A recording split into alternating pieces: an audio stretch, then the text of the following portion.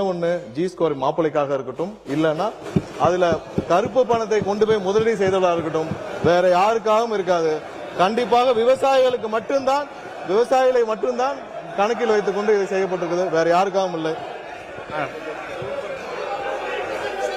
யாரு பேசுறீங்க? யாரா ஒருத்தர் மாண்பு தங்கம் தென்னரசு அவர்கள், மாண்பு தங்கம் தென்னரசு அவர்கள், மாண்பு தங்கம் தென்னரசு அவர்கள் உட்காருங்க. பேரவைத் தலைவர் அவர்களே, பேரவைத் தலைவர் அவர்களே, விவாதம் பேரவைத் தலைவர் அவர்களே முடிச்சிருங்க. முடிங்க. பேரவைத் தலைவர் சட்டத்துறை அமைச்சர் எல்லாத்திற்கும் இங்க பாருங்க, எல்லாத்திற்கும் எந்திரிக்க வேண்டியது. இது ஒண்ணு பிடி பீரியட் இல்ல, எல்லாத்துக்கும் எந்திரிச்சு உட்கார அளவுக்கு. ஜி ஸ்கொயர் மாப்பிள்ளைன்னு சொன்னா என்ன தவறு இருக்கு? ஜி ஸ்கொயர் மாப்பிள்ளைன்னு ஊரே சொல்லுச்சு, என்ன தவறு இருக்கு?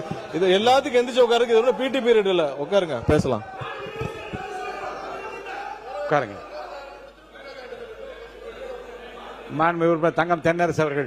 மாண்புமிகு சட்டத்துறை அமைச்சர் இந்த அளவிலே தன்னுடைய பதிலை விவாதத்தை கொண்டு போக விரும்புவார் என்றால், I can also pay you in the same currency.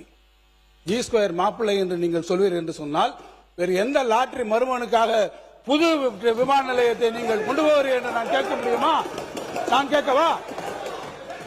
நான் கேட்கிறேன்.